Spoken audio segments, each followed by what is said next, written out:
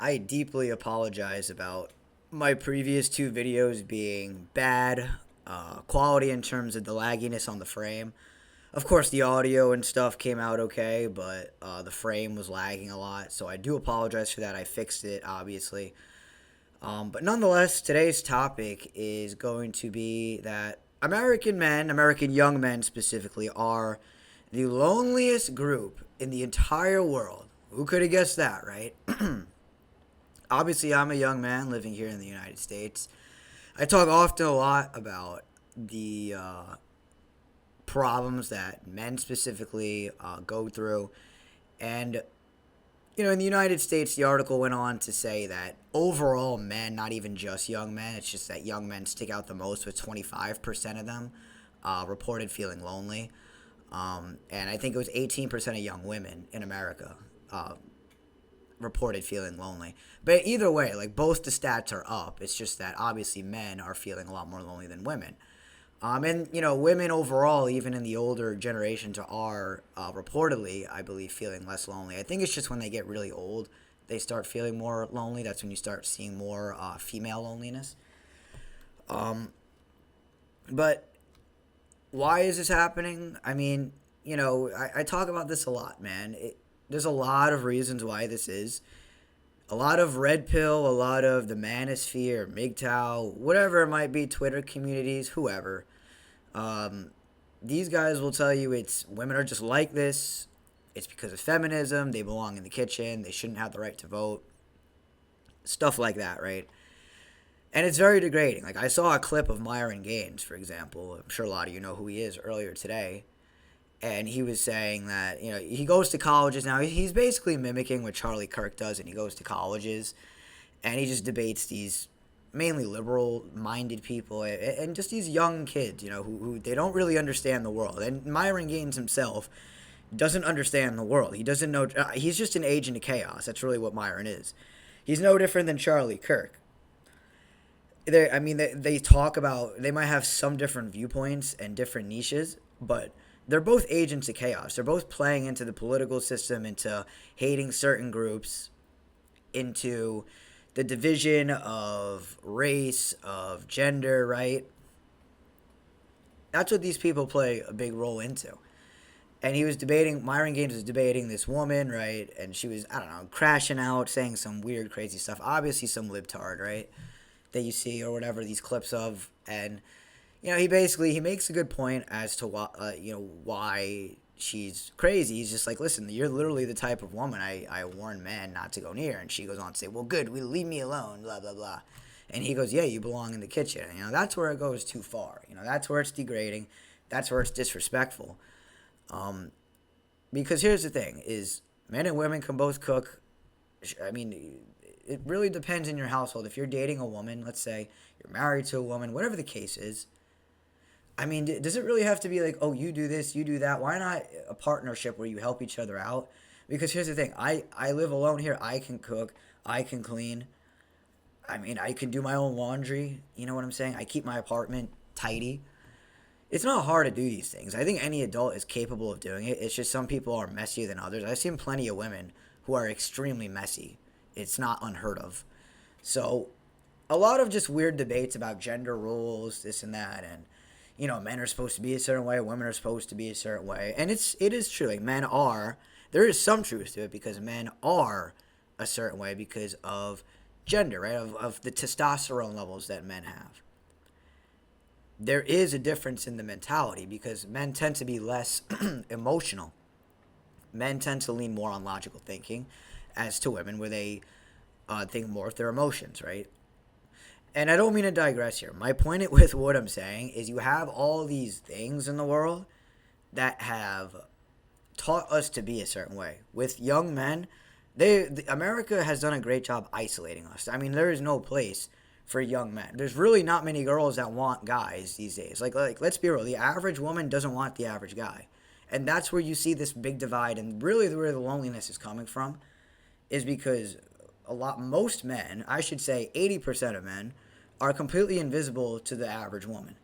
So if the average woman thinks that 80% of men are ugly, then that means there is no chance for 80% of men in the dating market. And that leaves these women with 20% of men, which is when you hear them complain or when you hear like this toxic masculinity stuff, they're always just talking about that 20% of men who actually get women. Because women don't look below the 20%. They think those men are ugly. They think they're cringy and creepy. And the modern woman thinks this way. The modern American woman, I should say. She will, if she goes with a guy that she views as ugly, she views that as settling, and she views that as a reflection of herself, as, oh, I'm less than. This is like me degrading myself, or me downgrading myself, I should say. So they have turned the powers that be through social engineering. And how do they do the social engineering? Well, they do it through generations, right? They do it through your grandparents, your parents, so they teach you to be a certain way, and they inflict certain values on you. So it starts with your entire bloodline, basically, right? And then it goes to you, and you just so happen to be in the time period when that we're post feminism era, I guess you could say, to where we're even like way past the COVID era, right? We're 5 years after COVID. We see what's going on now, that men 18 to 30, most of them are not most of them, excuse me, a quarter of them are virgins, which is a staggering number, right? That a quarter of young men are virgins, and also haven't had sex in the past 10 years was another stat. Like a quarter of men said the same thing. And it's, again, like, it's stemming from the powers that be turning women into monsters, turning their morals into, turning them into immoral creatures. They don't have morals, the modern women. They view men as oppressive. They think the average man is oppressive. They only like the attractive men. This is just what they've turned women into. And I'm being honest. I'm not a woman hater. I actually love women. And I'll make a whole separate video on how I think women can completely turn the entire world around. How women have way more power. I mean, they do have a lot of power, but their power is like being used against man. It's like they have power against man. They should be using their power for positivity, for good, to shape the world to a brighter future. But instead of doing that, they're actually helping the powers that be by man-hating, honestly, by not helping, by them not caring. Here's what's funny is you could explain to the modern woman the entire issues of the modern young men or modern men in general, and they don't care. They laugh about it. They don't care about men. It's crazy. They have turned women so immoral and so selfish through the American culture, through what they have consumed through social media the past 15 years, through what they've seen in movies since the day they were born, through what they've seen on TV shows since the day they were born, from what they've seen their parents inflict in them, which is probably not morality, because I would say 9 out of 10 of your parents do not know truth and definitely didn't teach you anything about truth. Not like mine did. I had to learn it on my own, which is another thing a lot of people won't do, is take responsibility and just learn this shit and accept it. Instead, they want to fight it. They want to go on Twitter and rage bait, right? And cause the really big gender divide. Because after feminism, which got women all riled up for years and decades, I should say, then you had MGTOW and the Manosphere and Red Pill and Andrew Tate, and now it's completely been blown out of proportion. The past 10 years, I would say, all this Red Pill stuff really got big 5 years ago. This was like the pushback, the antidote to the feminism stuff, the men fighting back. But it taught men the wrong thing. It taught them that the woman is evil. It taught the same thing feminism did. It did with all this Red Pill stuff. Is it taught them that the opposite gender is evil. They have the same ideologies that, women, when you give them power, they take advantage of it, and they treat men badly, and they isolate men. Which, I mean, they're not wrong. The same with feminism. It's like they're not wrong about what happens when you give power to people, right? Especially with a man and a woman, considering there is differences in the psyche, right? But we can't, we're both human beings, and we're both adults. Women shouldn't be acting the way they are today, and men shouldn't be acting the way they are today. That's really what it comes down to. That's why, I mean, and I know I digress a lot, but this is where all the loneliness is stemming from. I'm trying to get you to see where it's stemming from. It stems from them, the powers that be, messing up the dating market. And who's the powers that be, Justin? Well, it's the occult, right? It's the dark occult. What, filled with Zionists, Freemasons, Satanists, all these other secret societies, Jesuits, right? All of those people who, and we want to pick particular groups and blame them, but really it's all of them.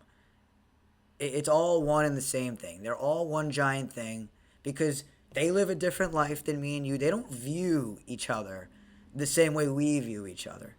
They made us view each other through lenses of race, lenses of religion, where you're from, the language barriers, and all that. The gender, even as I'm saying here, we view each other through lenses, and they've played on these things for decades, man, decades. And again, before I'm in my late 20s, before I was born, before my parents were born, before my grandparents were born, before my great grandparents were born, these people have been around doing these things. They do it so slowly through their bloodlines. You see, they educate their bloodlines and stick together, but we don't do that. We are completely divided. We don't talk to each other or trust each other in whatever community we live in across the U.S. Some neighborhoods are obviously different than others. I know that. And again, I'm not trying to be a downer saying that all men are lonely, all women are, have been made into be very selfish. But this is just what they've done. They've turned the man into a pussy, basically. They've turned the man into someone who won't stand up and fight. They've turned the man into someone who lacks testosterone. They've turned the man into someone who has no backbone and doesn't take risk. And they've turned the woman into an immoral, selfish monster, honestly. That's the best way I could put it.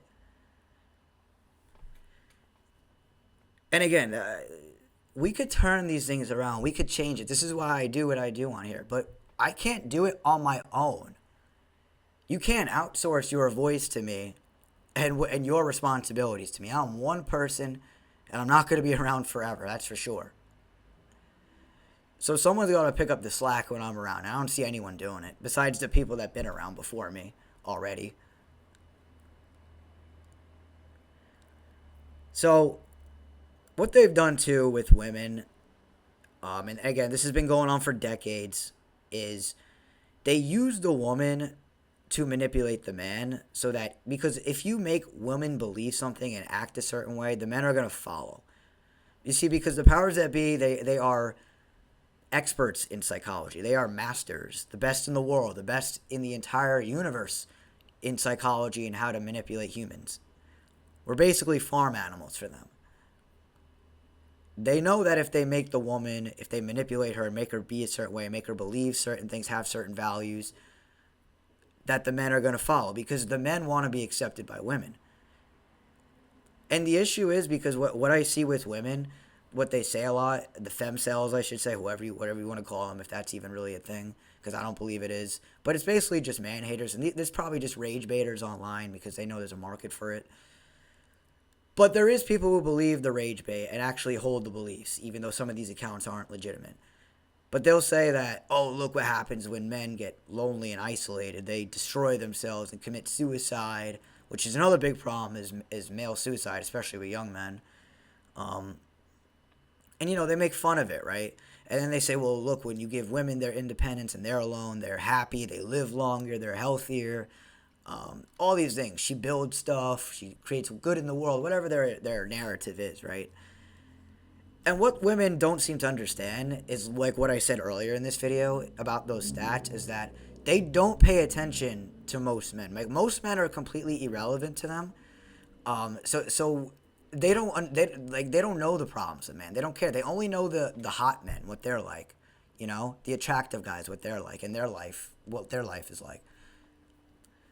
But women, no matter how ugly they are, no matter how bitchy they are, excuse my language, they could be broke, they could have nothing going for them, but men will still want them because, again, men are lonely, men are desperate. Men don't have a support system. There is nothing for men. People don't care about men. You're supposed to be a quote-unquote macho guy and just toughen it up and suck it up and keep it moving, which is definitely true in a lot of instances. But we're human too. We have feelings. I have feelings. I feel lonely. I feel everything that young men, the stats that they claim, I feel it. Trust me. And it sucks because it's hard to get a date. I'm a good looking guy, live on my own, have my own job, have my own car, go to the gym, right? I'm not rich. I'm not like tall. I'm not huge in social status, but I mean, I do the bare. I really shouldn't even say the bare minimum. I have my life together in it, and I'm in order. But do you think women care about that? No. They're looking for something external, like something that, it's like they're not interested in a man's character. It's whatever is external. So they see tall, maybe they see height, right? Because that's the biggest thing when it comes to women. Even before money is height. That's the biggest thing women look for. Even after looks, before looks, excuse me, is height. Then it's money. Then it's looks. And then you start to see like funny, but you still, even on the list, like you're not gonna see ever like moral character or good person. Typically, it's just all stuff that's gonna benefit her. And again, it's not because women are inherently evil or it's female nature. This is what the powers that be have socially conditioned the modern woman to be like. And unfortunately, I don't know if some of them will come out of it because a lot of us are old now. We're in our 30s, we're in our 40s, whatever. And people are too far gone that they're not going to come out of it. People don't care about truth. People don't even care about, I mean, this is a whole different topic, obviously, but people don't even care about the Federal Reserve and the truth behind that, which is like the most obvious truth in today's world. Especially, we can all feel the financial hardships of today, no matter what class you are, even financially. But people don't even care about that.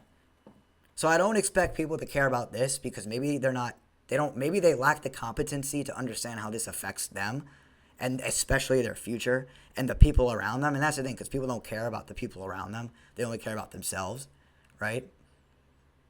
You see, this problem affects me, and I see countless men, young men especially, who have it way worse than maybe I think I do, or especially some guys. So anyway, I know I went a long time here. I'm gonna start to wrap it up, but this is a deep and extensive topic, and the loneliness. I wish more people cared. I wish there was a support system. I wish more men could grow a pair and just get themselves out there and learn truth, especially learn about the truth of the world, and don't fall down political rabbit holes or the wrong conspiracy theory rabbit holes like the JQs control it all or whatever, or QAnon or Antifa. See, if men and women especially learn truth, there'd be change in this world. But I shouldn't even make this a gender thing. Just no one's doing it as a whole. So let me know what you guys think. I said a lot here. Like, comment, subscribe, share, and I'll see you guys in